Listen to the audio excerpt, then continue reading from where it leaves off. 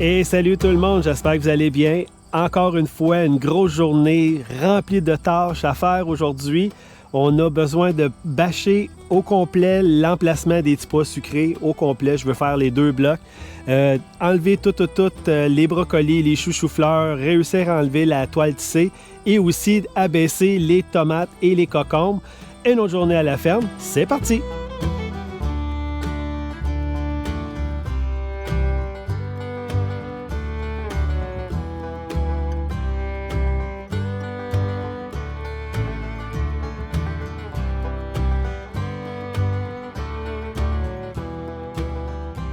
L'objectif de la journée serait d'être capable de tout couper, d'arracher tous les choux-fleurs, brocolis, de peut-être même récolter les quelques choux qui restent, qui sont bons. Malheureusement, les petits mauves qu'il y a là, il y en a un qui est super beau.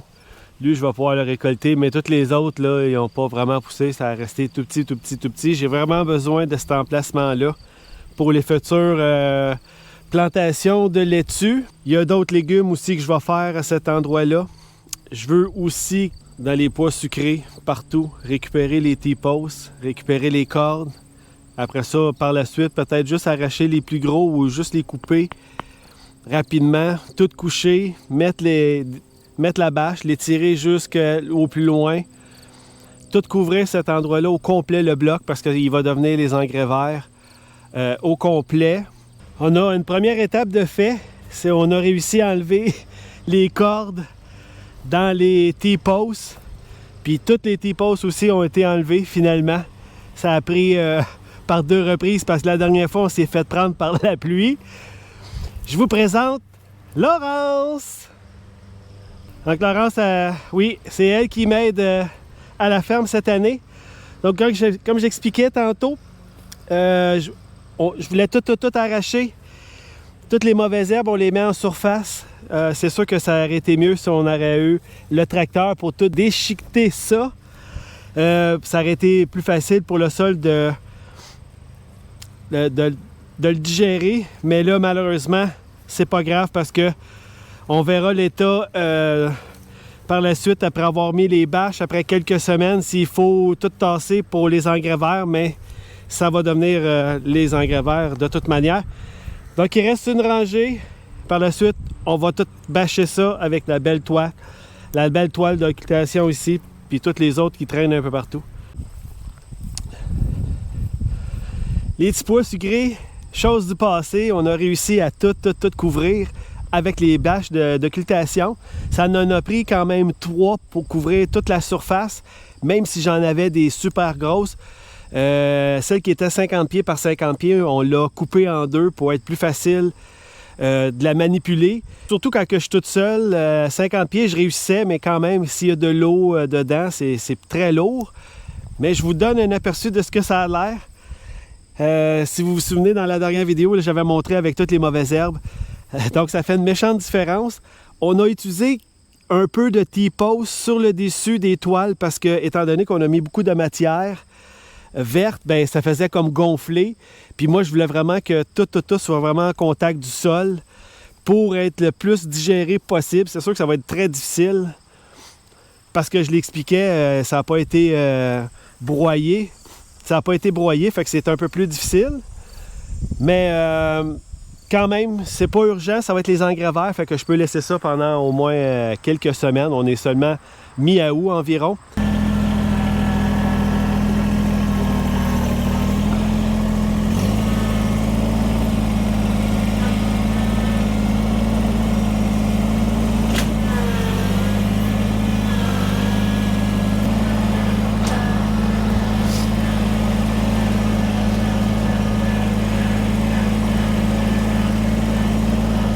On a réussi à enlever tous les choux, choux-fleurs, brocolis.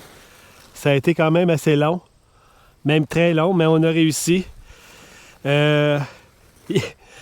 Disons que les choux, les choux-fleurs, quand ça commence à sentir très fort, on est dû les enlever. Donc comme je vous avais déjà expliqué, là, on va enlever les toiles tissées, puis on va bâcher, puis éventuellement on va venir planter les laitues et oignons verts, choux raves, etc. D'autres cultures pour la fin de saison. Il y a aussi les choux, les choux-fleurs. On n'a pas bâché encore parce qu'il y a un peu de désherbage.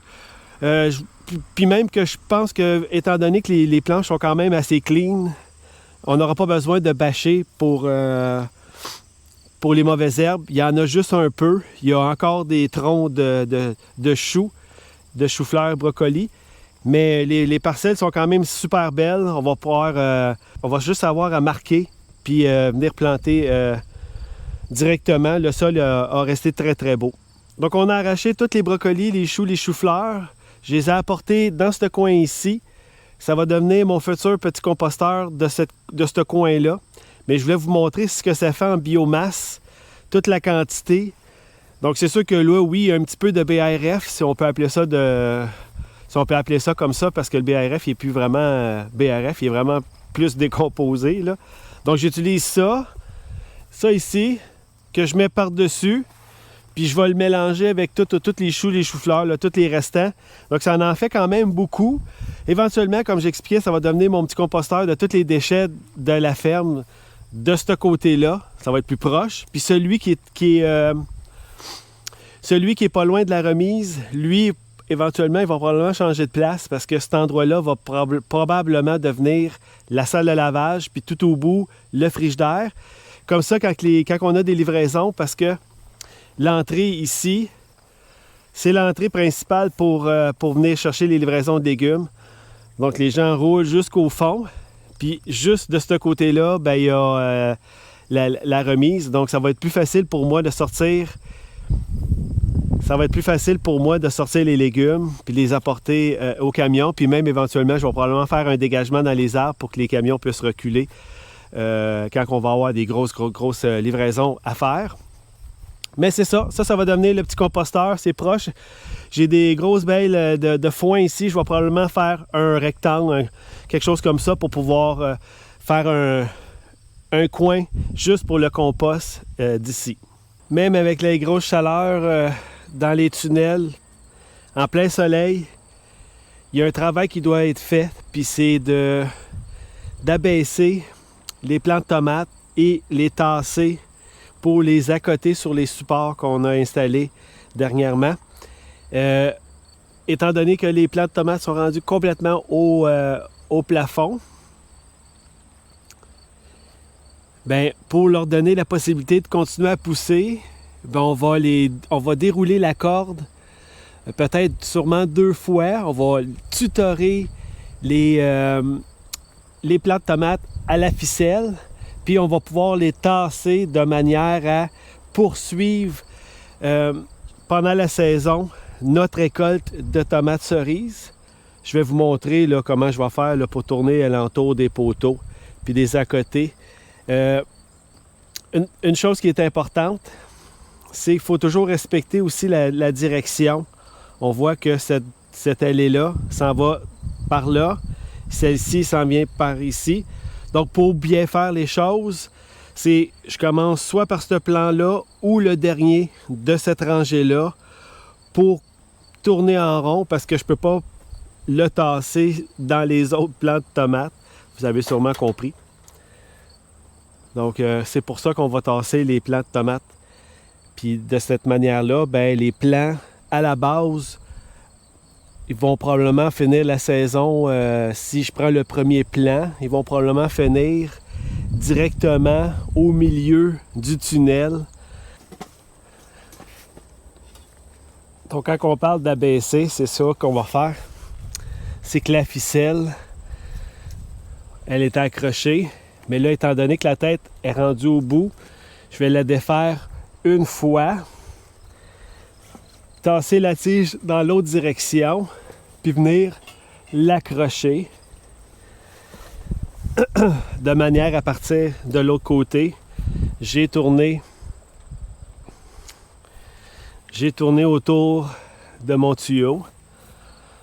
Donc, je suis venu l'accoter en haut. Là, il va seulement me rester à venir l'attacher avec des clips. Là, il y en a 2 trop proches. Je vais pouvoir en prendre une puis en mettre une un peu plus haut. Puis je vais m'en aller comme ça tout le long. Fait que celui-ci, c'est la même chose. Je vais l'amener par ici, je vais contourner le tuyau. Puis je vais m'en aller de cette façon-là.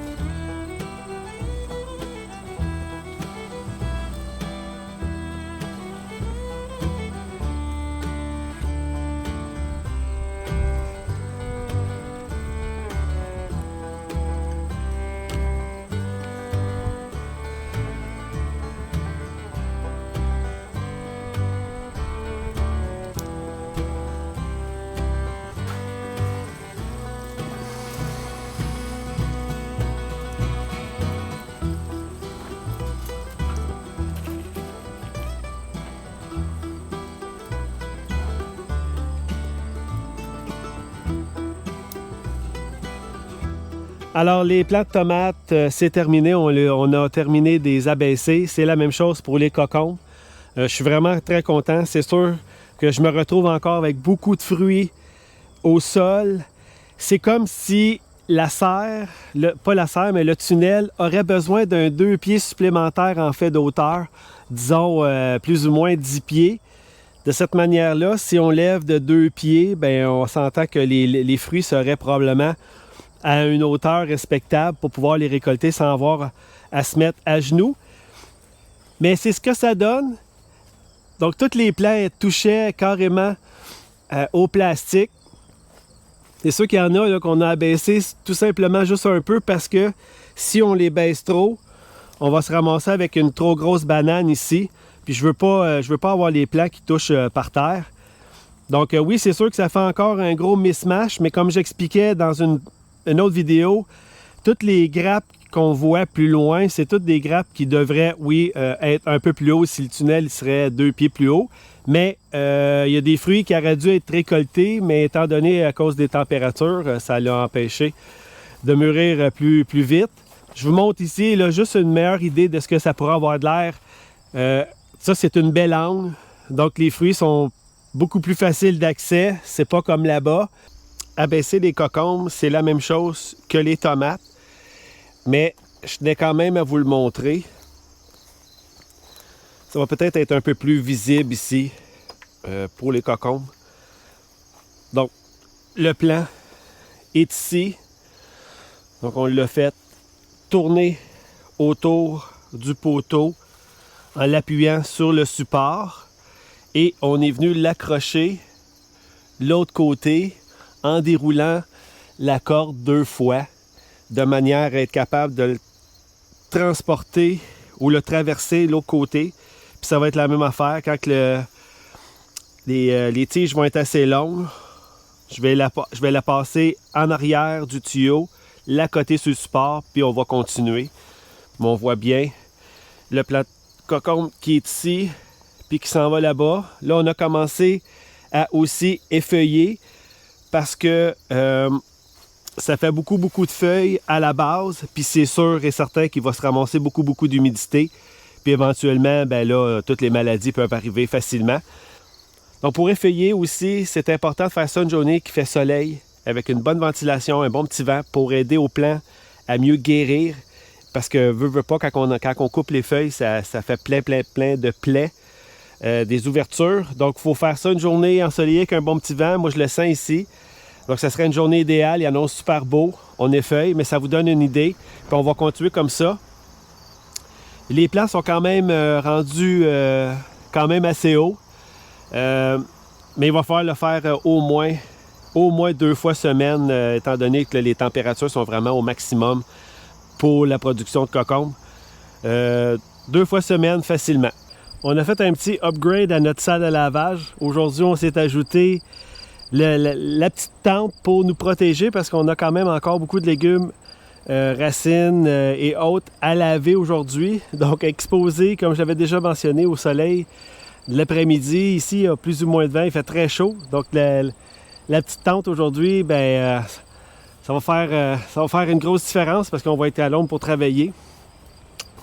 J'ai nettoyé mon bain. Fait que là, aujourd'hui, on va pouvoir mettre toutes les ravioles d'un coup dans le bain pour les laver plus rapidement. Ça va être la même affaire pour les oignons et les autres légumes qu'on va faire pendant la journée. Je pouvais pas ne pas vous montrer la salle de lavage quasiment de luxe parce que là, avec un abri comme ça pour nous protéger du soleil, c'est rendu agréable. Laver les légumes. Donc, je suis en train de faire les ravioles. Donc, j'en ai une partie de laver. Il y en a que je viens juste de sortir du bain. Parce que là, le bain est fonctionnel. Donc, je les fais tremper dans l'eau. Un petit peu pour les nettoyer. Ça nettoie les feuilles. Ça enlève aussi le plus la terre. Puis après ça, ben, on va les mettre dans des bacs qu'on va mettre directement au frigo. Mais avez-vous vu comment c'est beau? C'est le fun, c'est agréable. Dans ces conditions-là, je pourrais laver des légumes toute la journée. Donc, c'est la fin de la journée déjà. Ça a passé tellement vite quand on travaille autant puis qu'on s'amuse autant. Les journées passent super vite. J'espère que ça vous a plu. On se retrouve dans une prochaine. Salut!